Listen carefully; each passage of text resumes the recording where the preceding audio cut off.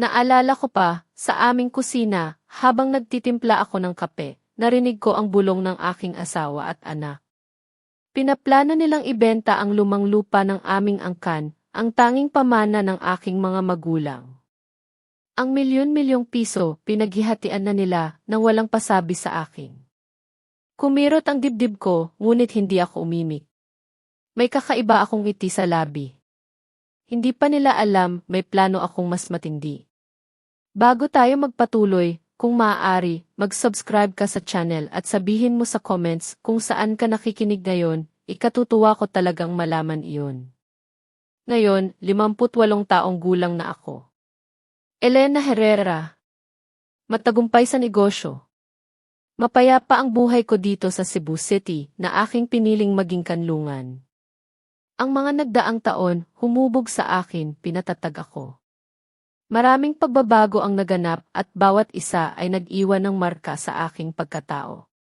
Kung minsan, naiisip ko ang nakaraan, hindi para balikan o pagsisihan, kundi para matuto sa bawat liko at bawat pagsubok na aking hinarap.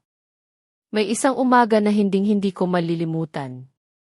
Isang umaga na tumatak sa aking isipan, hindi dahil sa galit o labis na kalungkutan, kundi dahil sa kakaibang katahimikan na sumalubong sa akin.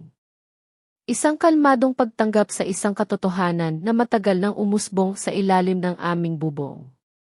Ito ang araw ng pagtatapos, hindi ng isang relasyon lamang, kundi ng isang bahagi ng aking sarili na matagal nang naghihirap. Naalala ko pa ang bawat detalye, bawat kilos, bawat tunog. Ito ang araw na umuwi si Ricardo Gonzalez, ang asawa ko noon, matapos ang isang gabi ng kawalan. Wala siyang kamalay-malay sa mga nangyari, sa mga pagbabago na kanyang babalikan. Bawat hakbang niya sa driveway, puno ng kagaan at kasiglahan. Bawat hininga niya, may bahid ng kasiyahan at tila walang inaalala. Ang pito niya, malakas na parang gustong ipagsigawan sa buong mundo ang kanyang kagalakan.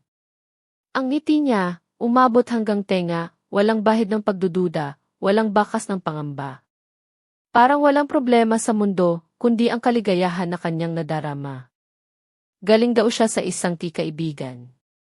Natulog daw siya sa bahay ng isang lumang kaibigan. Ang mga salitang iyon, paulit-ulit na umalingaw-ngao sa aking isipan, ngunit wala ng kapangyarihan na saktan ako. Ang tawa niya, dating musika sa aking pandinig, ngayon ay naging isang tunog na nagpapahiwatig lamang ng kanyang pagiging ignorante at kapabayaan. Sa mga oras na iyon, para sa akin, isa lang siyang estranghero na nagpapanggap na bahagi pa rin ng buhay ko, ngunit ang katotohanan ay malayo na. Pumasok siya sa loob ng bahay. Ang bahay, tahimik. Walang ingay na sumalubong. Wala nang halimuyak ng kape na gawa ko, na dati bumubungad sa kanyang umaga. Wala nang pamilyar na tunog ng paghahanda ko sa almusal, ang bawat paggalaw ng tasa o ang pagkalansing ng mga kubyertos. Normal na sa kanya iyon. Sanay na siyang, pag-uwi niya, may nakahandang lahat. Ang kape, dapat nasa mesa, mainit pa. Ang paborito niyang tinapay, dapat nakahanda, sariwa. Ang paborito niyang dyaryo, dapat nakalatag sa tabi ng kanyang upuan. Ang aking presensya, dati bumabalot sa bawat sulok ng aming tahanan, ngayon ay tuluyan nang nawala. Ngunit hindi niya napansin. Hindi niya inakala na may magbabago. Ang kanyang mga mata, naglalakbay sa mga pamilyar na espasyo, ngunit hindi nakikita ang kawalan, ang mga bakas ng pagbabago na aking tahimik na ginawa. Naglakad siya papasok, dahan-dahan, patungo sa sala. Ang mga hakbang niya, may kakaibang bigat, na tila naghahanap ng pamilyar na tunog o anino. Nagtataka siguro siya. Bakit ang tahimik? Bakit walang pagbati? Bakit wala ang aking presensya na dati ilaging naghihintay sa kanya? Nakita ko sa gilid ng aking mga mata ang pagbabago ng kanyang ekspresyon, mula sa kagalakan tungo sa pagtataka, pagkatapos ay sa unti-unting pagkabigla. Parang isang pelikula na pinapatugtog sa mabagal na galaw, bawat eksena ay naglalantad ng isang katotohanan na hindi niya pinaghahandaan. Pumunta siya sa sala. Ang paborito naming lugar noon. Doon kami nagbabasa ng libro, nagkukwentuhan ng mga nangyari sa aming araw. Doon kami gumagawa ng mga plano para sa hinaharap, mga pangarap na magkasama naming bubuin. Ngunit ngayon, walang buhay ang lugar na iyon. Walang kulay. Ang tanging bagay na naroon ay ang mesa sa gitna. Sa ibabaw nito, isang sobre. Puting-puti. Nakalagay sa gitna na parang naghihintay sa kanya. Kinuha niya ang sobre. Ang kanyang mga daliri tila nanginginig habang binubuksan niya ito. Dahan-dahan. Bawat kilos niya mabigat, puno ng pag-aalinlangan. Ang mga mata niya nagbabasa. Ang panga niya unti-unting bumaba habang lumalabas ang matinding pagkabigla. Doon nakita niya ang mga papeles ng diborsyo. Kompleto. Nakapirma na. Hindi siya makapaniwala. Ang mga dokumento para sa paghahati ng ari-arian. Ang maikling sulat mula sa akin. Isang sulat na naglalaman ng katotohanan na hindi niya kayang tanggapin, isang katotohanan na kanyang pinipilit na baliwalain. Ricardo, ang simula ng sulat. Hindi ito madali pero kailangan. Tapos na tayo. Sana, mahanap mo ang kapayapaan na hinahanap mo. Simple. Direkta. Walang drama. Dahil para sa akin tapos na ang lahat ng drama. Ang mga luha, matagal nang natuyo. Ang mga tanong, nasagot na. Ang desisyon, matagal nang nabuo. Hindi na ako ang babaeng iiyak, magmamakaawa. Hindi na ako ang babaeng magtitiis, naalala ko ang naramdaman ko noon. Paglaya. Magkahalo ang ginhawa at kirot. Ginhawa dahil malayan na ako sa isang buhay na unti-unting lumalamon sa akin. Ginhawa dahil hindi ko na kailangan pang magpanggap. Kirot dahil sa pagtatapos ng isang bagay na minsan ay pinaniwalaan kong magtatagal habang buhay. Isang pangarap na nawasak, ngunit isang pangarap din na nagbigay sa akin ng lakas upang bumangon at magsimulang muli. Ang pakiramdam ng kapayapaan sa gitna ng lahat ng ito ay isang regalo sa aking sarili. May isang parte sa akin na nalungkot para sa kanya. Ang pagiging ignorante niya sa lahat ng nangyayari ay isang malaking trahedya. Akala niya masaya pa rin ang lahat. Akala niya mayroon pa siyang babalikan. Akala niya ang lahat ay mananatili walang pagbabago. Ngunit wala na. Ang kanyang kagalakan ay naging isang ilusyon na gawa lamang ng kanyang sariling kapabayaan, ng kanyang pagwawalang bahala sa aming relasyon. Ang kaligayahan niya, tila naging isang lambat na bumihag sa kanya sa sarili niyang mundo ng pantasya. Ang desisyon kong umalis ng tahimik, nang walang komprontasyon, ay ang pinakamatalinong desisyon na ginawa ko. Hindi ako nag-aksaya ng panahon sa mga salita na hindi niya pakikinggan. Hindi ako nag-aksaya ng lakas sa isang pagtatalo na wala ng patutunguhan. Nagpapakita ito ng karunungan, ng dignidad, ng paggalang sa aking sarili, sa aking mga pangarap. Ito ang huling regalo na ibinigay ko sa aming relasyon, ang regalo ng isang malinis na pagtatapos. Ang bahay walang buhay. Ang katahimikan sumisigaw ng katotohanan. Katotohanan na si Ricardo lang ang hindi nakakita. Katotohanan na matagal nang naroroon, naghihintay lang na matuklasan niya. Sa pagtatapos ng isang kabanata, doon nagsimula ang aking bagong buhay. Isang buhay na mas payapa, mas malaya, at higit sa lahat, buhay na para sa akin. Hindi na para sa kanya. Hindi na para sa kung sino man. Ito ang aking pagbangon. Ito ang aking simula. Kung iisipin ko ang mga araw na iyon, may kirot pa rin. Ngunit hindi na gaya ng dati. Ngayon, mas malaki ang pag-unawa. Naalala ko ang simula ng lahat, ang mga unang yapak ng aming pag-ibig, na akala ko'y magiging walang hanggan. Ito ang araw na nakilala ko si Ricardo. Isang doktor na may kamanghamanghang talento, isang bihasang siruhano na kinikilala sa kanyang larangan. Ngunit sa likod ng kanyang galing may kakaibang pag-ugali. Nakilala ko siya sa isang charitable gala para sa mga doktor, isang kaganapan na dinaluhan ng mga pinakamahuhusay sa larangan ng medisina. Iyon ang unang beses na nakita ko siya. May kakaiba sa kanya. Nakatayo siya sa isang sulok, malayo sa karamihan, tila ayaw mahawakan o makasalamuha ang sinuman. Ang kanyang buhok, napakaayos, walang kahit isang hibla na naligaw. Ang kanyang suit, walang bahid ng dumi na tila bagong laba at plansa. Nakikipag-usap siya sa ilang kasamahan, ngunit ang kanyang mga mata, tila nagmamasid sa paligid, naghahanap ng anumang bahid na hindi kaaya-aya sa kanyang paningin. Bumulong sa akin ang kaibigan ko, siya si Ricardo Gonzalez. Ang henyo ng operasyon. Pero may kakaiba iyan. Obsessive-compulsive disorder. Sobra siyang takot sa dumi, tinatawag na misophobia. Natawa ako ng mahina, tila nagtataka sa impormasyong iyon. Misophobia pala. Ngunit nang makita ko ang kanyang mga mata, may nakita akong kalungkutan doon. Isang kalungkutan na tila naghahanap ng pag-unawa, isang kaluluwa na tila naghahanap ng kalinga.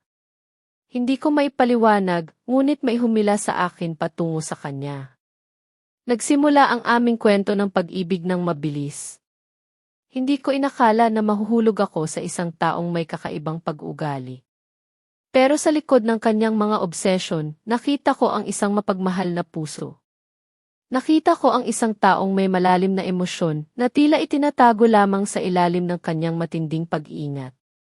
Isang taong nangangailangan ng pagmamahal na walang paghusga. At iyon, sapat na para sa akin. Sapat na upang ipaglaban ko siya. Naging mabilis ang aming relasyon, tila kami ay itinakda ng tadhana.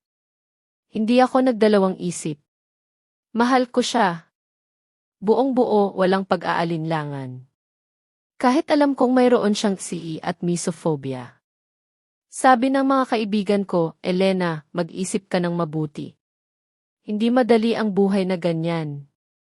Maraming sakripisyo. Ngunit hindi ko sila pinakinggan. Para sa akin, ang pag-ibig ay kayang lampasan ang lahat ng hadlang. Kahit ano pa man. Nagtiwala ako sa kapangyarihan ng aming pagmamahalan. Nagpasya akong bawasan ang aking mga aktibidad sa negosyo. Ang kumpanya ko, noong panahong iyon, may halagang 500 milyong piso. Isang malaking halaga, bunga ng aking dugo, pawis at matinding sipag. Ngunit para sa akin, hindi iyon ang pinakamahalaga. Ang mas importante ay ang maging kasama si Ricardo. Ang alagaan siya. Ang tiyakin na ang aming tahanan ay magiging isang perpektong kanlungan para sa kanya, isang lugar kung saan siya ay ligtas at komportable, malayo sa anumang bagay na makapagpapalala sa kanyang kondisyon. Gumawa ako ng isang malinis na mundo para sa kanya. Bawat sulok ng bahay, dapat walang bahid ng dumi. Bawat gamit, nakaayos ng maayos, ayon sa kanyang pamantayan. Bawat pagkain, dapat sariwa at ligtas, inihanda ng may matinding pag-iingat. Ako ang naglinis, bawat araw. Ako ang nag-ayos, bawat oras. Ako ang nagplano ng bawat detalye, mula sa kung paano ilalagay ang mga unan sa sofa hanggang sa kung paano ipaplansa ang kanyang mga damit. Bawat detalye, pinagtutuunan ko ng pansin ng buong puso. Ginawa ko ito ng buong pagmamahal, naniniwala akong ito ang paraan para mapanatili ang aming kaligayahan.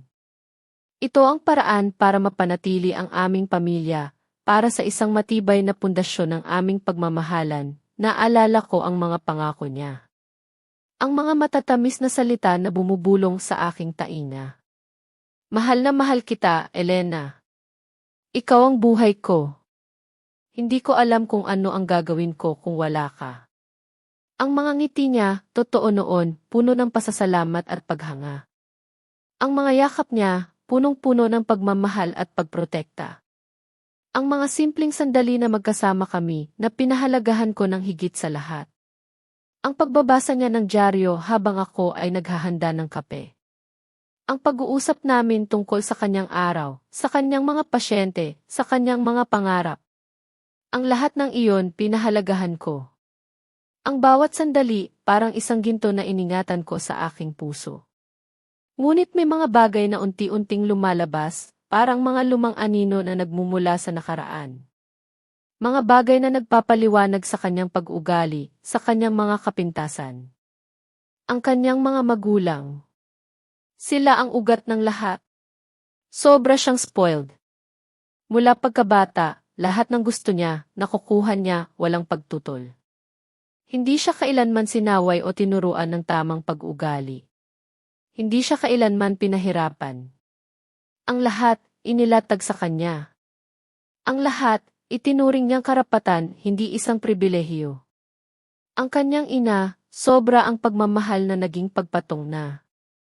Ang kanyang ama, abala sa trabaho, kaya hindi niya nabigyan ng sapat na atensyon ang kanyang anak. Kaya si Ricardo, lumaki na umaasa sa iba. Lumaki na nag-iisip na ang mundo ay umiikot sa kanya. Walang pakialam sa nararamdaman ng iba. Walang responsibilidad. Ang lahat ay dapat nakahanda para sa kanya. Ang pagiging makasarili ay naging likas sa kanyang pagkatao. Noon, hindi ko masyadong pinansin ang mga senyales na ito. Bulag ako sa pag-ibig. Akala ko, kaya kong baguhin ang lahat sa pamamagitan ng aking pagmamahal. Akala ko, ang pagmamahal ko ay sapat na upang punan ang lahat ng kanyang kakulangan. Ngunit ngayon, naiintindihan ko na. Ang isang taong lumaki na spoiled ay mahirap baguhin. Ang isang taong sanay na inaalagaan ay hindi matututo mag-alaga. Ang isang taong hindi kailanman naghirap ay hindi kailanman pahahalagahan ang paghihirap ng iba. Ang mga sakripisyo ko, tahimik. Walang reklamo. Walang hinihintay na kapalit. Ginawa ko ang lahat para sa kanya. Para sa aming pamilya. Para sa pangarap namin. Ngunit sa paglipas ng panahon, napansin ko ang isang bagay. Ang pagmamahal niya, unti-unting nagbabago. Ang pag-aalaga niya, unti-unting nawawala. Ang mga matatamis na salita, unti-unting naglaho. Ang lahat ng aking ginawa, itinuring niya na lang na normal. Isang bagay na nararapat sa kanya. Hindi na niya ito pinahalagahan. Ang malinis na mundo na ginawa ko para sa kanya, na akala ko'y magiging aming paraiso, ay naging isang kulungan para sa akin. Habang siya, malaya. Malaya na gawin ang gusto niya, malaya na hanapin ang ibang kaligayahan, minsan, tinatanong ko ang sarili ko. Kung babalikan ko ang oras, gagawin ko pa rin ba ang lahat ng ito? Ang sagot ko, mahirap sabihin. Dahil sa dulo ng lahat, ako ang naiwan. Ako ang nawalan. Ngunit sa bawat sakripisyo, may natutunan ako. Ang halaga ng aking sarili. Ang halaga ng aking pag-ibig. Ang halaga ng aking dignidad. Ang pangarap ng isang pamilya, unti-unting naglaho, tulad ng usok na nawawala sa hangin. Ang init ng pagmamahalan, napalitan ng lamig na tila yelo. Ang aming kwento, nagsimula sa isang matamis na pangako, puno ng pag-asa at kaligayahan. Ngunit sa likod ng lahat ng iyon, may mga butas na pala. Mga butas na unti-unting lumalaki. Mga butas na unti-unting lumalamon sa aming pag-ibig, hanggang sa wala nang matira. Sa huling bahagi ng aming pagmamahalan, naramdaman ko na ang sakit. Ang sakit ng pagwawalang bahala. Ang sakit ng paglimot. Ang sakit ng pagiging hindi pinahalagahan. Ngunit nanatili ako. Nagtiis ako. Nagbabaka sakali. Umaasa na babalik ang lahat sa dati. Umaasa na makikita niya muli ang Elena na minahal niya noon, pero hindi na. Hindi na babalik ang lahat. Hindi na magiging gaya ng dati. At iyon ang pinakamahirap na katotohanan na kailangan kong tanggapin. Sa paglipas ng panahon, unti-unting nagbago ang lahat. Parang isang halaman na dahan-dahang nalalanta, ang bawat dahon ay bumibigay, unti-unting nawawalan ng kulay. Ang pagmamahal na minsan ay bumubuhay sa aming tahanan, ngayon ay tila unti-unting nauubos, napapalitan ng isang kakaibang lamig. Nagsimula ako makaramdam ng kakaibang kaba sa dibdib. Isang pakiramdam na may mali, isang pakiramdam na hindi ko maipaliwanag, Ngunit patuloy na bumabagabag sa aking isipan. Napansin ko ang mga pagbabago kay Ricardo. Unti-unti siyang lumayo sa akin, hindi lang sa pisikal kundi pati na rin sa emosyonal. Ang kanyang mga mata, dati puno ng pagmamahal at paghanga, ngayon ay tila walang buhay, malayo ang tingin. Mas inuuna na niya ang kanyang trabaho, ang mga pagtitipon kasama ang kanyang mga kaibigan kaysa sa akin. Ang mga oras na dati inilalaan niya sa akin, ngayon ay puno na ng kanyang mga aktibidad sa labas ng bahay. Tila mas gusto pa niyang nasa labas kaysa sa aming tahanan. Minsan, gabi na siyang umuwi. Ang rason niya, may operasyon. O kaya, may meeting. O kaya, kasama ang kanyang mga kaibigan. Hindi ko na siya pinipilit na magkwento. Hindi na ako nagtatanong. Dahil alam kong ang mga sagot niya, puro kasinungalingan o kaya, ayon sa kanyang mga salita, puro walang kwenta. Ang bawat tanong ko, parang isang pader na pinipilit kong basagin, ngunit hindi ko magawa, ang pinakamasakit, ang mga salita niya. Mga salita na tila sinadya upang saktan ako, upang ibagsak ako. Minsan, habang nag-aalmusal kami, matapos ang tahimik na gabi, sinabi niya, Elena, ang pagmamahal mo sa akin, parang isang nakasanayan na lang. Hindi na ito tulad ng dati. Ang mga salitang iyon tumatak sa aking puso. Hindi lang ito isang ugali. Ito ang aking buong buhay. Ang aking mga sakripisyo. Ang aking pagmamahal na walang hanggan. Ang mga sakripisyo na ginawa ko para sa kanya. Ang mga salitang iyon, tila isang patalim na tumusok sa aking puso, nag-iwan ng isang malalim na sugat. Ang mga salitang iyon, tila nagtanim ng buto ng pagdududa sa aking isipan. Unti-unting lumaki ang buto na iyon, hanggang sa naging isang malaking puno ng pagdududa, na ang mga ugat ay unti-unting kumakalat sa bawat sulok ng aking pagkatao. Mayroon pa ba akong natitira para sa sarili ko? O baka, sa pagbabahagi ng aking kwento, mayroon ding makahanap ng sarili nilang boses? Ano sa tingin niyo? At doon na pumasok si Rowena Santos. Ang kanyang unang pag-ibig noong kabataan niya. Parang isang anino na biglang sumulpot mula sa nakaraan, na tila naghihintay lamang ng tamang panahon upang lumitaw. Naalala ko, sa isang medical conference na dinaluhan namin, doon ko siya unang nakita.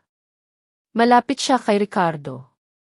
Nagtatawanan sila, ang kanilang mga tawa ay lumikha ng isang kakaibang melodya na hindi ko maintindihan. Ang mga mata ni Ricardo, tila may kakaibang kislap. Isang kislap na matagal ko nang hindi nakikita sa kanya, isang kislap na tila para lamang sa kanya. Sinabi niya, Elena, ito si Rowena. Lumang kaibigan.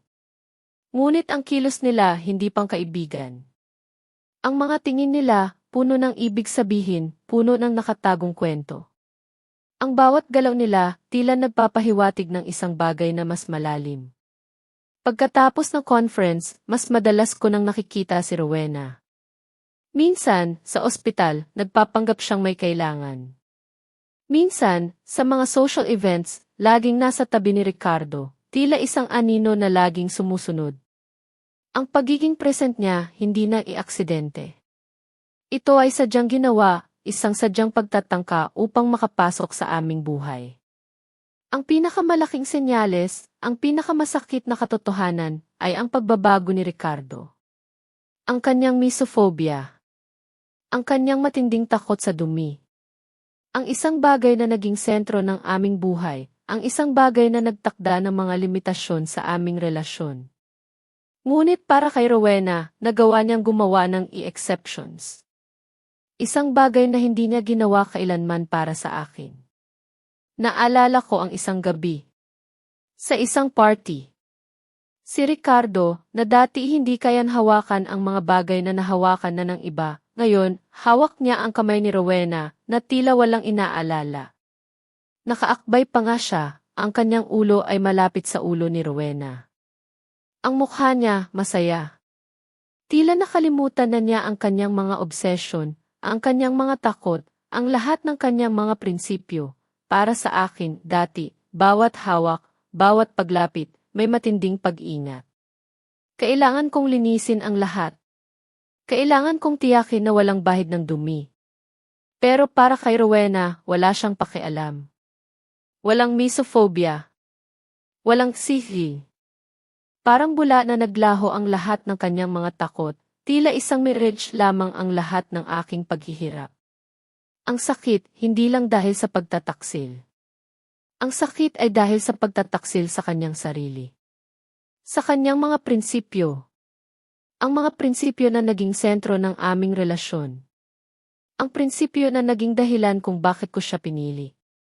Ang sakit ay dahil sa kanyang pagiging bulag, sa kanyang pagwawalang bahala sa lahat ng aming pinagsamahan. Si Rowena, unti-unting pumasok sa buhay namin. Hindi niya ito ginawa ng lantaran. Ginawa niya ito ng paunti-unti. Mga salita na may bahid ng pagdududa tungkol sa akin, na tila naglalayong sirain ang aming relasyon. Mga papuri na tila may nakatagong kahulugan, na tila nagpapahiwatig ng isang bagay na hindi ko naiintindihan. Mga aksyon na naglalayo na hatiin kami, na tuluyang buwagin ang aming pamilya. Naisip ko, dapat ba akong kumprontahin si Ricardo? Dapat ko ba siyang kausapin? Pero ano ang sasabihin ko? Na nakita ko siya na masaya sa ibang babae. Na nakalimutan na niya ang kanyang mga takot para sa kanya. Hindi. Hindi ako magiging desperada. Hindi ako magiging isang babaeng nagmamakaawa, nagpasya akong manahimik. Magmamasid. Hindi dahil sa takot. Kundi dahil sa aking paggalang sa sarili, sa aking dignidad. Dahil alam kong ang katotohanan, lalabas din hindi ko kailangan pang ipilit. Hindi ko kailangan pang ipagsigawan. Ang katotohanan sa huli ay magpapalaya sa akin. Sa bawat araw na lumilipas, mas lumalaki ang sakit. Mas lumalalim ang sugat. Pero sa bawat sakit, may natutunan ako. Natutunan kong maging matapang. Natutunan kong maging matatag. Natutunan kong iligtas ang aking sarili bago pa man ako tuluyang mawala. Ang aking mga sakripisyo ngayon tila walang kwenta. Ang aking pagmamahal tila hindi pinahalagahan. Ang lahat ng aking inalay tila itinapon lamang sa hangin. Ngunit sa gitna ng lahat ng ito, mayroon akong isang bagay na natuklasan. Ang aking sarili. Ang aking lakas. Ang aking boses. Isang boses na handang magsalita, handang lumaban para sa sarili. Minsan, naiisip ko sa gitna ng lahat ng ito, mayroon pa ba akong natitira para sa sarili ko? O baka, sa pagbabahagi ng aking kwento, mayroon ding makahanap ng sarili nilang boses. Ano sa tingin nyo, ang sakit na dati bumabalot sa aking puso, dahan-dahang napalitan ng isang kakaibang kalamigan? Hindi na ito galit. Hindi na ito lungkot. Ito ay isang matinding determinasyon, isang apoy na nagliliyab sa aking kalooban. Ang bawat patak ng luha na dati umaagos, tila nagiging bakal sa aking loob, pinatitigas ang aking kalooban. Hindi na ako ang babaeng tahimik na nagmamasid, naghihintay na may mangyari. Ngayon, ako ay isang babaeng kumikilos. Ngunit sa isang paraan na tahimik, maingat, at puno ng plano, tulad ng isang general na naghahanda para sa laban. Ang aking pagdududa, unti-unting naging katotohanan na hindi na maikakaila. Hindi ko na kailangan pang maghanap.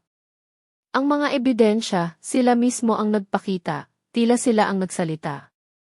Hindi ko makakalimutan ang gabing iyon, ang gabing naglantad sa lahat. Habang si Ricardo ay nasa emergency operation daw, isang tawag na kanyang ginagamit bilang palusot, sinundan ko siya. Hindi ako nag-alinlangan. Hindi ako nagdalawang isip.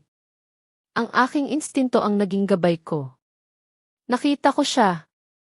Kasama si Rowena. Sa isang hotel. Hindi isang simpleng hotel, kundi isang mamahaling hotel na madalas nilang puntahan. Ang kanilang mga tawa, malakas, umalingaw sa hangin.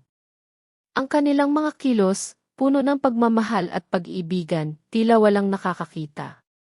Ang kanilang mga mata, nagkikislapan, tila bagong magkasintahan na walang pakialam sa mundo. Para silang mga bagong magkasintahan, at ako ay isang estranghero sa sarili kong kwento. Hindi ko na kailangan pang pakinggan ang anumang paliwanag.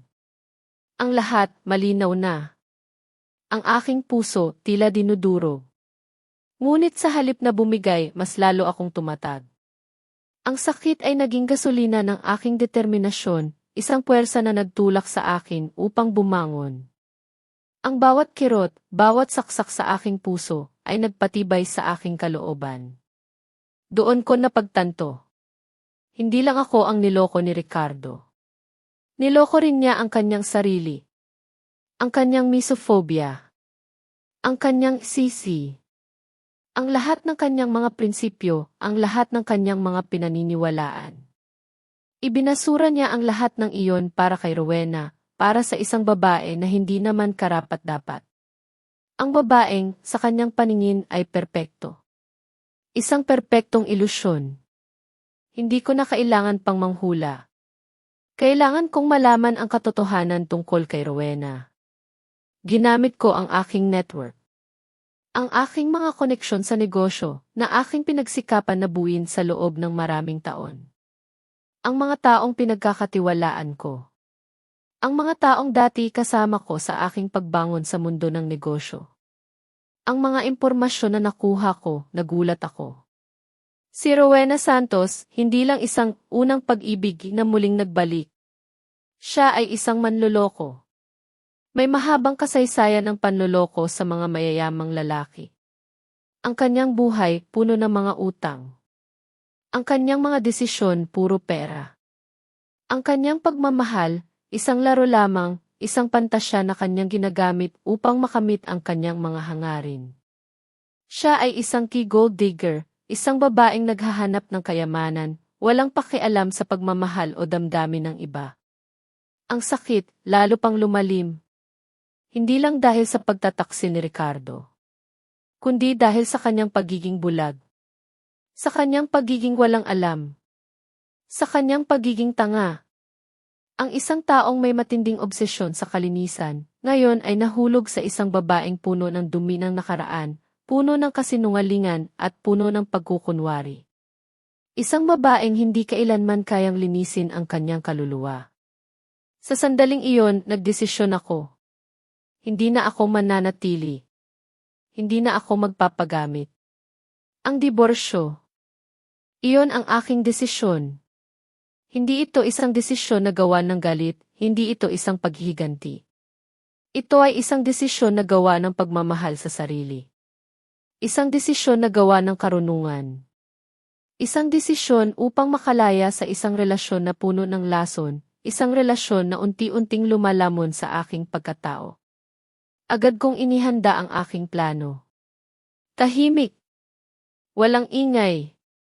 Walang pasabi. Ang aking kumpanya, na may orihinal na halagang 500 milyong piso, inilipat ko ang head office sa Cebu City. Doon, alam kong ligtas ako. Doon, alam kong makakabangon ako. Doon, sisimulan ko ang aking bagong buhay, malayo sa kanyang anino. Nakipag-ugnayan ako sa aking abogado, si Attorney De La Cruz. Isang matalino, bihasang abogado na may malawak na karanasan sa mga ganitong uri ng kaso. Pinag-usapan namin ang lahat. Ang paghahati ng ari-arian. Ang mga detalye ng diborsyo. Bawat sentimo dapat nasa tamang lugar. Bawat papel dapat maayos, walang bahid ng anumang problema. Tiniyak ko na ang lahat ay ayon sa batas. Mayroon kaming isang apartment. Ang aming key apartment ng pangarap na aming pinagsamahan na buuin at pangarapin. May halagang 50 milyong piso.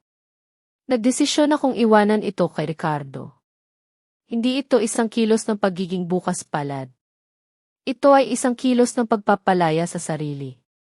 Isang paraan upang ipakita na wala na akong pakialam sa kanya. Sa kanyang mga ari-arian. Sa kanyang buhay. Ang pag-iwan ko sa apartment na iyon ay isang matalinong hakbang. Para sa akin, iyon ay isang simbolo ng aking paglaya. Isang paglaya mula sa lahat ng mga material na bagay na nagtali sa akin sa kanya. Isang paglaya mula sa isang pangarap na nawasak, isang pangarap na puno ng kasinungalingan. Ito rin ay nagpapakita ng kanyang pagiging materyalistiko. Ang kanyang pagmamahal sa mga bagay, higit pa sa pagmamahal sa tao. Ang lahat ng ito may kapalit. Ang sakit ng puso. Ang pagkawala ng tiwala. Ang pagbabago sa aking buhay na kailanman ay hindi na babalik sa dati. Ang bawat desisyon may kaakibat na sakripisyo. Ngunit sa huli, alam kong tama ang aking ginawa. Alam kong ginawa ko ang pinakamabuti para sa aking sarili, ang aking katahimikan, hindi ito kahinaan. Ito ay isang sandata. Ang aking plano, hindi ito paghihiganti. Ito ay pagtatanggol sa sarili. Hindi na ako ang biktima. Ngayon, ako na ang may hawak ng aking kapalaran. Ako na ang gumagawa ng aking sariling kwento. Sa bawat hakbang na ginawa ko, naramdaman ko ang lakas. Ang lakas na bumangon. Ang lakas na lumaban. Ang lakas na magsimulang muli. Ang lahat ng sakit, ang lahat ng pagkabigo, naging inspirasyon ko. Naging pundasyon ko. Naging gabay ko. Ang aking nakaraan ay nagbigay sa akin ng lakas upang harapin ang hinaharap. Nagsimula akong magplano ng aking bagong buhay sa Cebu City. Isang bagong simula. Isang bagong ako. Walang Ricardo. Walang Rowena. Walang nakaraan. Ang tanging naroon ay ang hinaharap. Ang hinaharap na puno ng pag-asa. Puno ng kaligayahan. Puno ng pagmamahal sa sarili. Ito ang aking pagbangon. Ito ang aking simula. Ang mga huling araw ko sa bahay na iyon, tila isang ritual. Bawat galaw may layunin. Bawat bagay na aking dinadala, mayroong kwento, mayroong alaala na aking iniingatan. Hindi ako umalis ng may galit. Umalis ako ng may dignidad. May matinding kalungkutan sa pagtatapos ng isang bagay na minsan ay pinaniwalaan kong magtatagal habang buhay. Ngunit kasama nito ang isang malalim na kapayapaan. Kapayapaan na ako na ang may kontrol sa aking buhay, sa aking mga desisyon. Maingat kong isinagawa ang aking plano. Bawat personal na gamit ko, dahan-dahan kong inilabas sa bahay. Nag-iingat ako, tulad ng isang magnanakaw sa sarili niyang tahanan. Tiniyak kong walang makakapansin, walang makakadiskubre sa aking paglisan.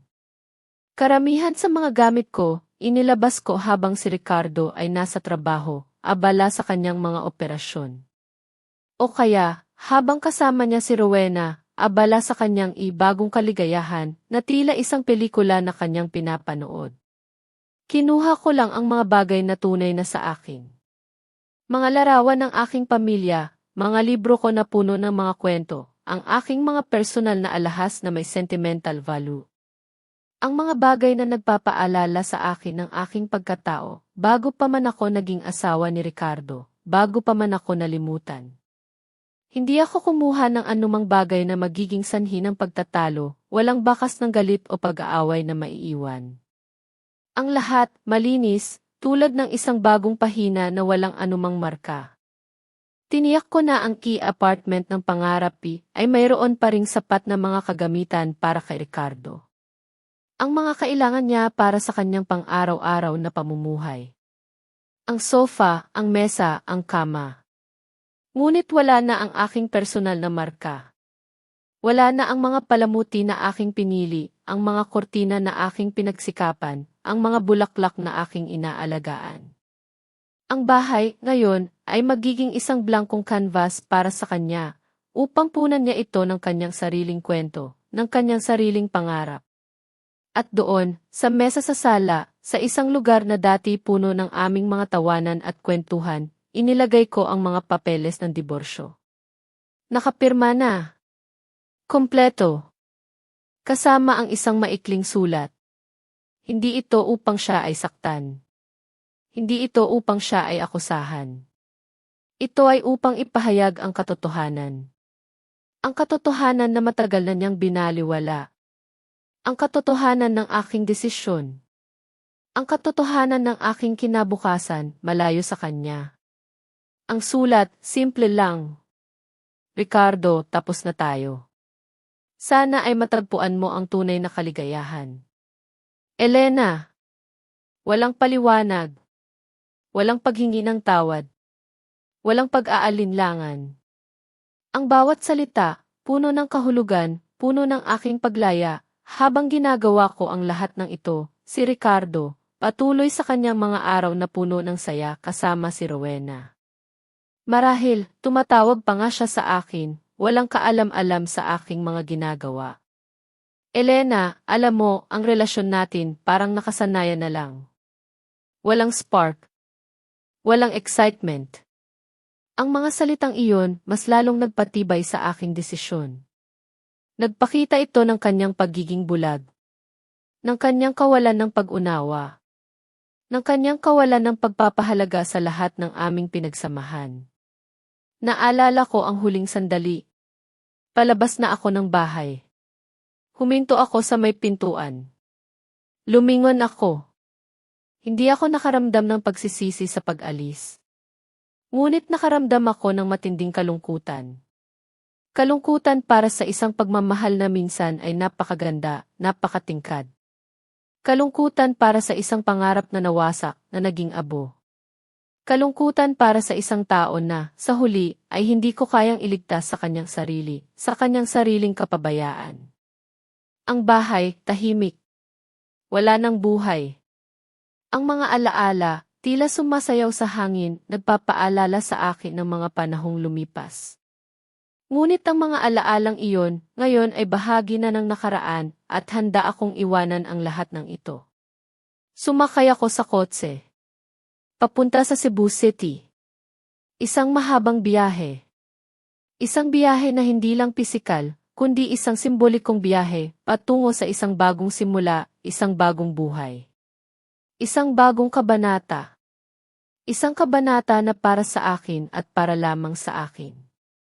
Sa bawat kilometro na nilalakbay ko, naramdaman ko ang paglaya. Ang bawat tanawin sa labas, tila bagong kulay, puno ng pag-asa. Ang bawat hininga, tila mas magaan, malaya sa bigat ng nakaraan. Ang lahat ng sakit, ang lahat ng paghihirap, tila naiwan na sa likod, tulad ng mga ulap na lumilipas, alam kong hindi magiging madali. Alam kong may mga hamon pa akong haharapin. Ngunit handa ako. Handa akong harapin ang lahat ng mag-isa. Dahil ngayon, ako na ang may kontrol. Ako na ang gumagawa ng aking sariling kapalaran. Ako na ang nagtatakda ng aking mga pangarap, ang aking paglisan, tahimik. Ngunit ang epekto nito, malakas. Isang epekto na unti-unting matutuklasan ni Ricardo. Isang epekto na magpapagising sa kanya sa katotohanan ng kanyang mga pagkakamali. Ngunit sa oras na iyon, malayo na ako. Malayo na ako upang marinig ang kanyang pagkabigla. Malayo na ako upang makita ang kanyang pagsisisi. Ang aking bagong buhay nagsisimula na.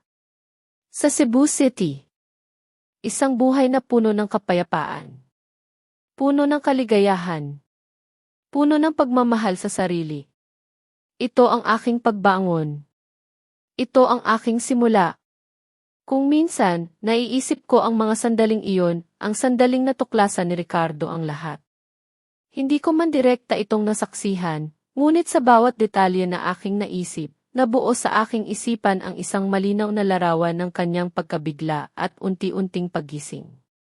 Ang pag-uwi niya, puno ng kasiyahan, ang pito niya na tila nagpapahiwatig ng kanyang kagalakan, lahat ng iyon ay nagtapos nang makita niya ang walang laman na bahay. Ang kanyang pagiging ignorante, unti-unting naglaho, napalitan ng isang mapait na katotohanan. Iyon ang gabing nakita niya ang sobre. Ang mga papeles ng diborsyo. Kompleto. Nakapirma na.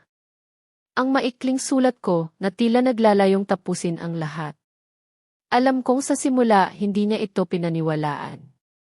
Ilang beses niyang binasa. Ilang beses niyang tinitigan. Hindi niya matanggap na ang lahat ng aming pinagsamahan ay nagtapos na. Naiisip ko kung paano siya nagalit. Nagalit sa sarili. Nagalit sa akin. Nagalit sa mundo. Alam kong sa mga oras na iyon, sinubukan niya akong tawagan. Ilang beses. Paulit-ulit. Ngunit hindi ko sinagot. Handa na ako. Handa akong putulin ang lahat ng koneksyon, ang lahat ng pagdudugtong. Hindi ko na gustong bumalik pa sa nakaraan. Ang aking telepono, tahimik. Ang aking desisyon, matibay. Pagkatapos ng galit, dumating ang desperasyon. Siguro, nagpadala siya ng mga mensahe. Mga mensahe na puno ng paghingi ng tawad, puno ng pangako. Ngunit para sa akin, huli na ang lahat. Ang mga pangako niya, dati matatamis na musika sa aking pandinig, ngayon ay walang kapangyarihan. Ang mga salita niya, dati bumubuo sa aking mundo, ngayon ay naglalayong buwagin ito muli. Hindi lang iyon. Kasunod ng pagkabigla sa aming diborsyo, ay ang balita mula sa ospital. Ang balita na tuluyan ko ng binawi ang taunang suporta na nagkakahalaga ng 100 milyong piso. Ang suporta na naging sandigan ng kanyang mga proyekto, ng kanyang mga pananaliksik, ng kanyang pangalan sa larangan ng medisina. Ang balita na iyon, parang isang malaking bomba na sumabog sa kanyang mundo. Nabalitaan ko, sa pamamagitan ng aking abogado, na nagkaroon ng emergency meeting ang board of directors ng ospital. Ang mga mukha nila, puno ng pagkabahala. Ang mga salita nila, puno ng pagdududa. Walang suporta, walang operasyon. Walang pondo, walang karera. Ang lahat ng kanyang pinagsikapan, lahat ng kanyang pinanghawakan, unti-unting naglaho. Ang resulta, suspension. Suspension sa kanyang lisensya. Suspension sa kanyang karera. Suspension sa kanyang pangalan. Sa mga oras na iyon, alam kong humingi siya ng tulong kay Rowena. Si Rowena, ang babaeng naging dahilan ng aming paghihiwalay. Ang babaeng akala niya ay kanyang bagong kaligayahan. Ngunit si Rowena, para sa kanya, walang pag-aalala. Walang pakialam. Walang habag. Si Rowena, isang gold digger. Ang kanyang pagmamahal, nakabatay sa pera, sa kayamanan, sa posisyon. At ngayon, si Ricardo, wala na ang lahat ng iyon.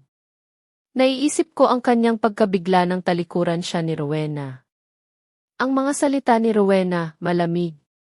Walang bahid ng pagmamahal. Walang bakas ng pag-aalala.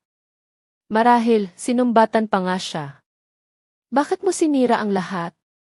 Bakit mo hinayaan na mangyari ito? Ang mga salitang iyon, tila isang patalim na tumusok sa kanyang puso. Ang kanyang mukha, dati puno ng ngiti at kasiglahan, ngayon ay puno ng kalungkutan at pagkabigo. Ang kanyang mga mata, dating puno ng pagmamataas, ngayon ay puno ng paghihirap. Si Rowena, umalis. Iniwan siyang mag-isa. Mag-isa sa kanyang pagkalugi. Mag-isa sa kanyang kalungkutan. Mag-isa sa kanyang mga problema. Sa mga oras na iyon, alam kong naramdaman niya ang matinding sakit. Ang sakit ng pagkawala ng lahat. Ang sakit ng pagtataksil ng dalawang babae. Ang isang babae na nagmahal sa kanya ng tapat, na nagbigay ng lahat ng kanyang sakripisyo, na inalagaan siya ng buong puso. At ang isang babae na ginamit lang siya, na iniwan siya nang wala na siyang maibigay. Ito ang simula ng kanyang paggising. Isang paggising na puno ng sakit, puno ng pagsisisi. Isang paggising na magtuturo sa kanya ng mga aral na matagal na niyang binaliwala. Ang halaga ng pagmamahal. Ang halaga ng tiwala. Ang halaga ng isang taong tunay na nagmamalasakit sa kanya. Alam kong sa mga oras na iyon, unti-unti niyang napagtanto. Ang lahat ng kanyang kapabayaan. Ang lahat ng kanyang pagwawalang bahala. Ang lahat ng kanyang pagiging makasarili. Ang lahat ng iyon nagdulot ng kanyang pagbagsak. Ang lahat ng kanyang ginawa, bumalik sa kanya, tulad ng isang bumerang na kailanman ay hindi niya inakala na babalik sa kanya. Ako, bilang isang dating asawa, nakaramdam ng bahagyang kirot. Kirot para sa isang taong minsan kong minahal. Kirot para sa isang taong minsan kong pinangarap na makasama habang buhay. Ngunit sa kirot na iyon may kasamang kapayapaan. Kapayapaan na alam kong tama ang aking desisyon. Kapayapaan na alam kong iniligtas ko ang aking sarili. Ang aking desisyon na umalis, hindi ito madali. Ngunit ito ang pinakamabuti. Para sa akin. Para sa kanya. Para sa aming lahat. Ang pagbagsak niya, hindi ko hiningi. Ngunit ito ang bunga ng kanyang mga desisyon. Ang bawat tao ay may pananagutan sa kanyang mga ginagawa. At si Ricardo, sa huli, ay nagbabayad sa kanyang mga pagkakamali, ang mga alaala, unti-unting naglalaho. Ang mga sakit, unti-unting gumagaling. Ang buhay, patuloy. At ako, patuloy sa aking paglalakbay. Isang paglalakbay na puno ng pag-asa. Puno ng kaligayahan. Puno ng pagmamahal sa sarili. Ngayon, masasabi kong tunay na nakabangon na ako. Sa Cebu City, binuo ko muli ang aking buhay.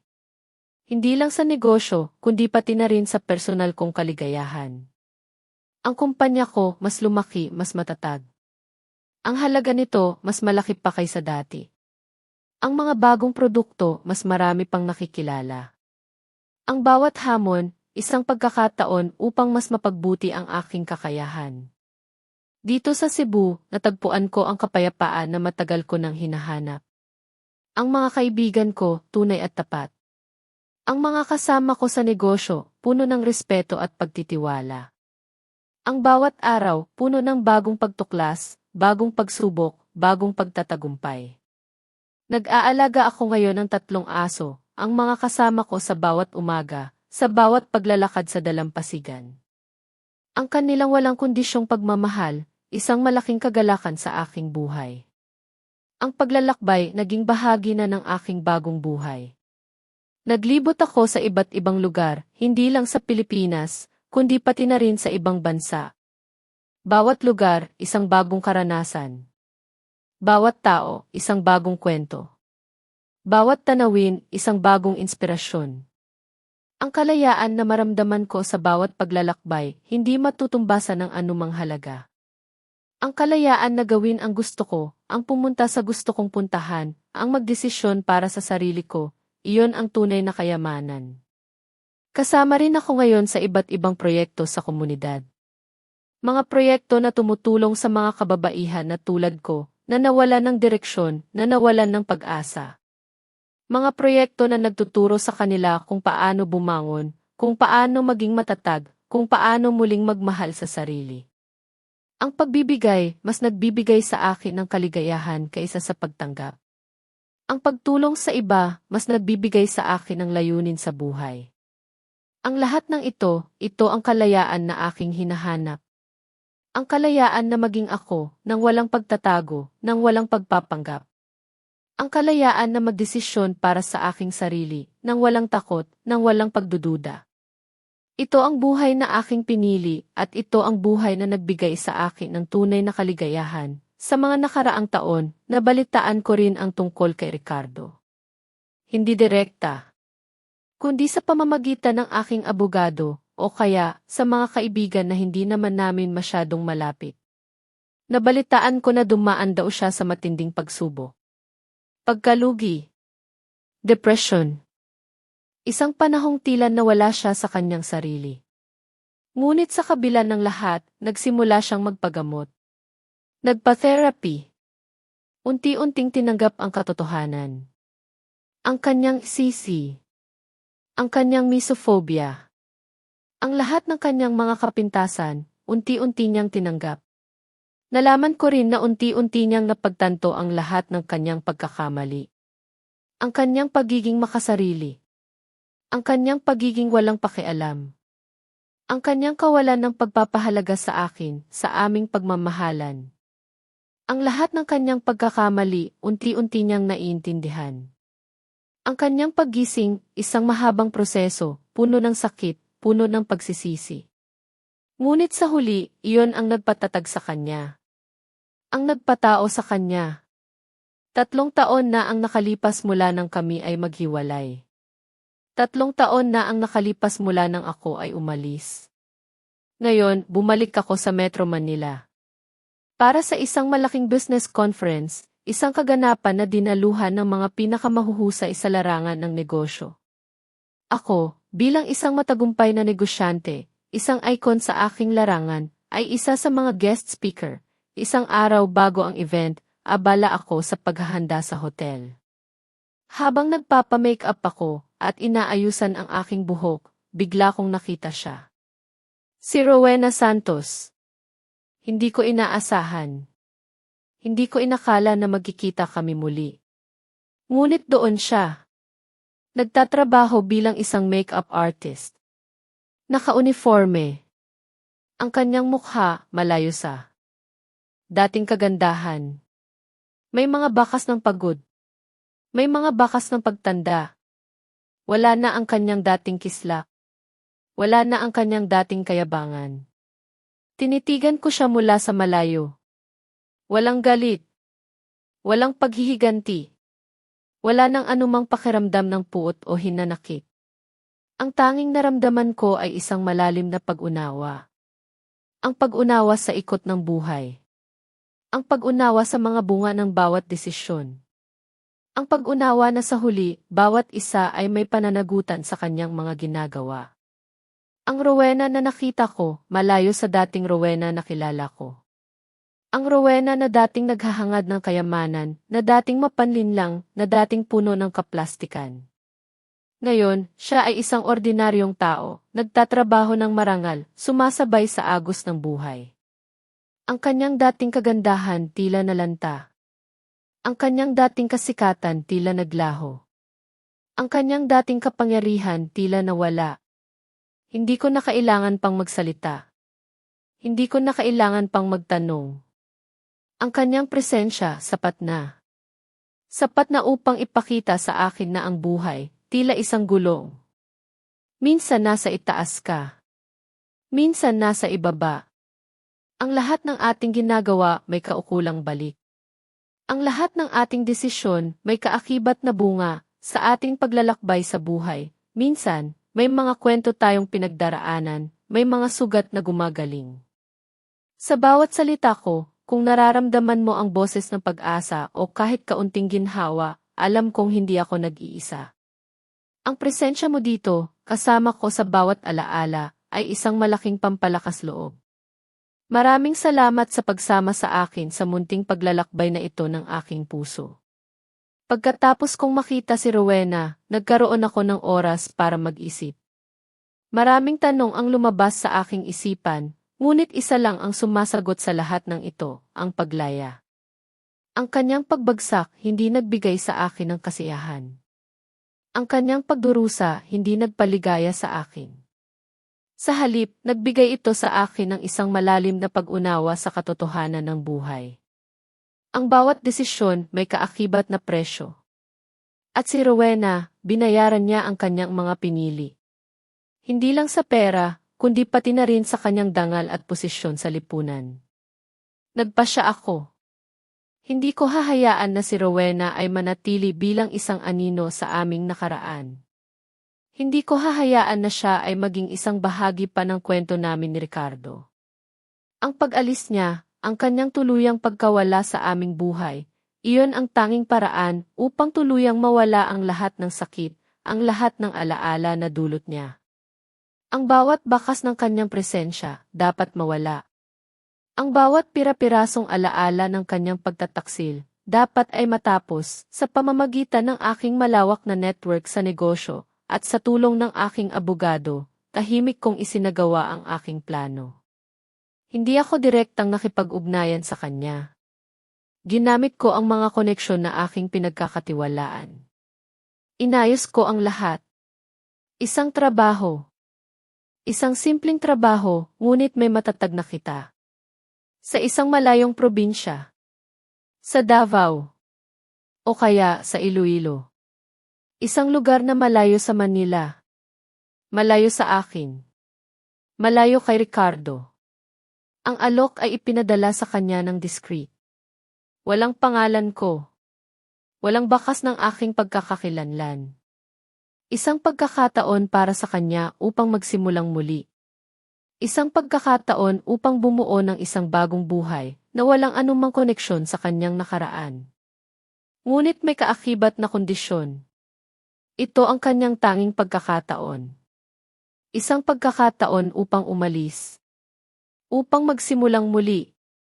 Upang tuluyang iwanan ang lahat ng kanyang mga pagkakamali. Marami ang magtatanong. Bakit ko ginawa ito?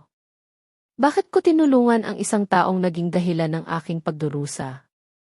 Hindi ito dahil sa pagpapatawad, hindi ito upang muling buuin ang anumang relasyon. Ito ay isang kilos ng paglaya. Isang kilos ng pagtanggap. Isang kilos upang tuluyang putulin ang lahat ng koneksyon sa nakaraan. Ito ay isang paraan upang magpaalam sa kanya. Sa lahat ng sakit na kanyang idinulot. Sa lahat ng alaala na kanyang ibinigay. Ito ay isang huling aksyon upang tuluyang mawala ang lahat ng kanyang anino sa aking buhay. Para sa akin, ang pagtulong sa kanya ay isang uri ng paghihiganti, ngunit sa isang mas matalinong paraan.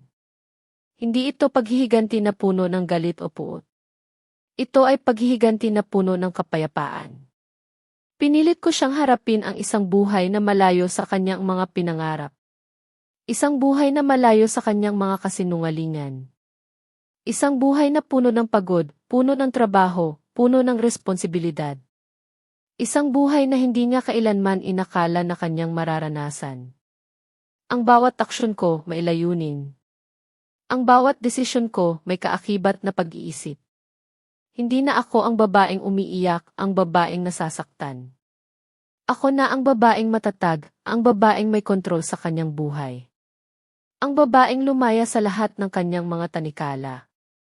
Ang pagpapatawad para sa akin ay isang personal na desisyon. Ito ay isang desisyon na ginawa ko para sa aking sarili, hindi para sa kanya. Pinatawad ko siya, hindi upang ibalik ang nakaraan, kundi upang palayain ang aking puso. Upang palayain ang aking kaluluwa sa lahat ng hinanakit, sa lahat ng puot, sa lahat ng galit. Ang bawat yugto ng aking buhay, isang aral. Ang bawat pagsubok, isang pagkakataon upang mas maging matatag. Ang bawat sakit, isang paalala na ako ay tao, na ako ay may kakayahang bumangon. Ang paglaya ko kay Rowena, ang paglaya ko sa nakaraan, ito ang aking huling hakbang patungo sa ganap na kapayapaan. Ngayon, malaya na ako. Malaya sa kanyang anino. Malaya sa kanyang mga kasinungalingan. Malaya sa kanyang presensya. At sa paglaya na iyon, natagpuan ko ang aking sarili. Ang aking tunay na ako. Ang babaeng malakas. Ang babaeng matatag. Ang babaeng masaya. At ang babaeng may kontrol sa kanyang sariling kwento. Kung minsan, nababalitaan ko pa rin ang tungkol kay Ricardo. Hindi direkta, kundi sa pamamagitan ng mga dating kakilala, o kaya sa aking abogado. Nalaman ko na natapos na niya ang kanyang therapy. Unti-unti niyang natanggap ang kanyang mga kondisyon, ang kanyang ishi at misophobia, bilang bahagi ng kanyang pagkatao. Hindi na niya ito tinatago. Hindi na niya ito ikinakahiya. Sa halip, natuto siyang tanggapin ang sarili ng buong buo. Ang pinakamahalaga, nalaman ko na tuluyan na niyang napagtanto ang lalim ng pagmamahal na ibinigay ko sa kanya. Ang lahat ng aking mga sakripisyo. Ang lahat ng aking pag-aalaga. Ang lahat ng aking pagmamahal na walang kapantay. Kasama nito, napagtanto niya rin ang kanyang pagiging makasarili. Ang kanyang pagiging walang pakialam. Ang kanyang mga pagkakamali na nagdulot ng aming paghihiwalay, nabalitaan ko rin ang kanyang mga pagtatangka upang makipag-ugnayan sa akin. Ang mga mensahe na kanyang ipinadala na walang sagot. Ang mga sulat na kanyang ipinapadala sa aking abogado na hindi ko binasa. Ang bawat pagtatangka niya, isang paghahanap sa nakaraan, isang paghahanap sa isang bagay na kailanman ay hindi nababalik. Alam ko na madalas siyang bumabalik sa mga lugar na dati naming pinupuntahan. Ang parke, kung saan kami naglalakad tuwing umaga.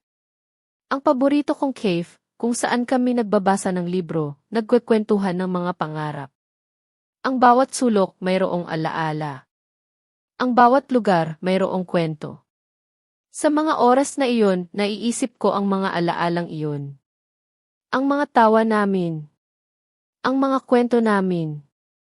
Ang mga pangarap namin. May kirot pa rin. Isang bahagyang kirot sa aking puso. Isang paalala ng nakaraan na minsan ay napakaganda. Ngunit sa kirot na iyon may kasamang kapayapaan. Ang kapayapaan na alam kong tama ang aking desisyon. Ang kapayapaan na alam kong ginawa ko ang pinakamabuti para sa aking sarili. Naiisip ko ang pagkakaiba ng pagpapatawad at pagbabalik. Pinatawad ko siya. Sa aking puso wala nang galit. Wala nang hinanakit. Ang lahat ng sakit unti-unting gumaling. Ngunit ang pagbabalik, iyon ang imposible.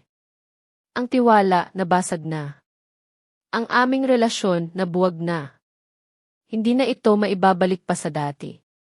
Hindi na ito mabubuo pa muli. May isang pagkakataon. Nabalitaan ko na madalas siyang pumupunta sa paborito kong cave. Isang araw, nagdesisyon akong pumunta rin doon. Hindi upang siya ay kausapin. Kundi upang siya ay tingnan mula sa malayo. Hindi niya ako nakita. Nandoon ako, nagtatago sa likod ng isang malaking halaman, nakita ko siya. Payat na siya. Ang kanyang mga mata, malungkot. Ngunit may bakas ng matinding pagsisisi. Ang bawat galaw niya, tila puno ng paghahanap. Ang bawat tingin niya sa paligid, tila naghahanap ng anino ko. Ang kanyang mukha, puno ng mga linyang dulot ng pag-aalala. Ngunit sa lahat ng iyon, nakita ko ang kanyang pagbabago. Ang kanyang pagiging tao. Ang kanyang pagiging tunay na nagsisisi. Nakaramdam ako ng kirot. Isang malalim na kirot sa aking puso. Kirot para sa isang taong minsan kong minahal ng buong puso. Kirot para sa isang pagmamahal na nawala. Ngunit sa kirot na iyon may kasamang lakas. Lakas na tumalikod. Lakas na magpatuloy. Lakas na manatili sa aking desisyon, hindi ako nag-alinlangan. Lumabas ako sa cave, tahimik. Hindi niya ako nakita. Hindi niya ako naramdaman. Ang bawat hakbang ko, matibay. Ang bawat desisyon ko, malinaw. Ang aking paglisan, hindi na babalik. Ang aming relasyon, tuluyan ang nagtapos, ang bawat tao, may karapatan sa kanyang sariling kaligayahan. At ang aking kaligayahan, hindi nakasama si Ricardo. Ang aking kaligayahan, nasa sarili ko. Nasa bagong buhay ko. Nasa bagong simula ko, ang kanyang paghahanap walang kabuluhan. Ang kanyang pagsisisi, huli na. Ang kanyang pagmamahal, patay na. At sa pagtanggap ng lahat ng ito, natagpuan ko ang tunay na kapayapaan. Ang kapayapaan na alam kong hindi na babalik pa ang lahat sa dati.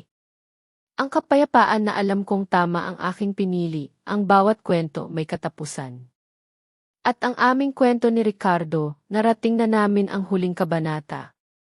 Hindi ito isang katapusan na puno ng galit o drama. Ito ay isang katapusan na puno ng kapayapaan, puno ng pagtanggap, at puno ng mga aral na kailanman ay hindi ko malilimutan. Isang araw, bumisita ako sa libingan ng aking ama. Isang tradisyon namin sa pamilya.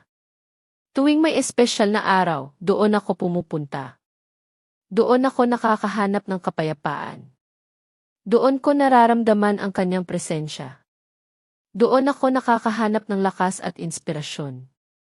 Ito ang lugar kung saan ako nakakonekta sa aking mga pinahahalagahan. Nasa gitna ako ng aking pagdarasal nang bigla may lumapit sa akin. Si Ricardo. Hindi ko inaasahan. Hindi ko inakala na magkikita kami muli. Ngunit doon siya. Nakatayo, tahimik. Ang kanyang mukha, puno ng pagpapakumbaba.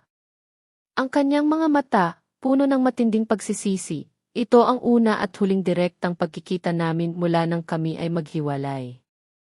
Walang ingay. Walang pagtatatalo. Walang drama. Ang tanging naroon ay ang katahimikan at ang bigat ng aming nakaraan. Nagsalita siya. Ang kanyang boses, mahina. Nanginginig. Inilabas niya ang lahat ng kanyang nararamdaman. Ang pagmamahal na kanyang napagtanto, ngunit huli na ang lahat. Ang matinding pagsisisi sa pagkawala ko. Ang kanyang mga pagkakamali. Ang kanyang paghingi ng tawad mula sa kaibuturan ng kanyang puso, tahimik akong nakinig. Hindi ko siya pinutol. Hindi ko ipinakita ang anumang galit o sakit. Sa aking puso, wala nang ganoong pakiramdam. Ang tanging naroon ay ang pag-unawa at isang bahagyang kalungkutan para sa aming dalawa. Kalungkutan para sa isang pagmamahal na hindi nabigyan ng pangalawang pagkakataon. Kalungkutan para sa isang pangarap na nawasak. Nagsalita ako. Ang aking boses mahinahon. Walang bitterness. Walang lamig. Ricardo, natuto akong magmahal muli ang sarili ko. At ang pagmamahal na iyon, sapat na para malaman kong hindi na tayo dapat magkasama.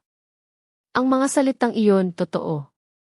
Ito ang katotohanan na aking natuklasan. Ang katotohanan na nagpalaya sa akin, sinabi ko sa kanya na pinatawad ko na siya. Matagal na. Ngunit ang oras, hindi na maibabalik. Ang mga nabasag na bagay, hindi na maibabalik pa sa dati. Ang tiwala, nawala na. Ang pagmamahal, patay na. Hindi na ito maibabalik pa muli. Hindi na ito mabubuo pa muli. Sa huling pagkakataon, naghiwalay kami.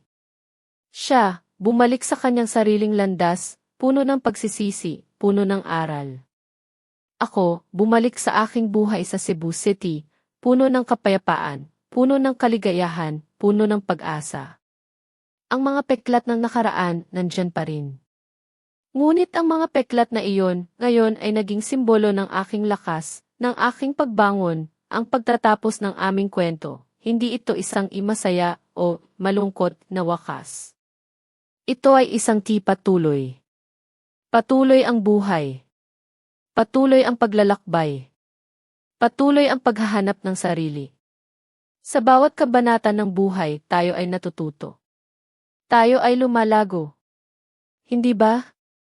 Ang pagmamahal, hindi lang sa iba. Ang pagmamahal, una sa lahat, ay sa sarili. Ang pagmamahal na iyon ang tunay na kayamanan. Iyon ang tunay na kaligayahan. Narito ang outro para sa kwento. Ang bawat kwento ng pag-ibig may sariling pagtatapos. At ang sa akin, bagaman puno ng sakit, ay nagtapos sa isang kapayapaan na hindi ko inakala. Isang kapayapaan na nagturo sa akin ang tunay na halaga ng sarili. Kung may anumang bahagi ng aking pinagdaanan ang kumurot sa inyong puso, o nagbigay sa inyo ng pag-asa, alam kong hindi ako nag-iisa sa ating paglalakbay. Ang bawat damdamin na inyong nadama ay bahagi ng kwento ng bawat isa sa atin. Sana ay magpatuloy pa tayo sa pagtuklas ng mga aral at mga pag-asa. Kung nais ninyong samahan pa ako sa iba pang mga kwento, ng mga kwentong sumasalamin sa buhay at sa ating mga damdamin, maaari ninyong suportahan ang ating munting tahanan ng mga salaysay. Maraming salamat sa inyong pakikinig at sana ay makita ko kayo muli sa luha at katahimikan. Ang video na ito ay isang kathang-isip na kwento na hango sa mga karanasan sa buhay. Hindi ito ginawa upang husgahan ang sinuman, kundi upang maging tahimik na paanyaya sa pagninilay tungkol sa buhay at sa pakikitungo natin sa kapwa. Ang mga tauhan, pangalan, at lugar ay walang kaugnayan sa tunay na buhay at binago upang hindi makapinsala sa kaninuman. Naway makatulong ang kwentong ito upang kahit saglit ay maalala mo ang sarili mong buhay at ang mga mahalaga sa iyo.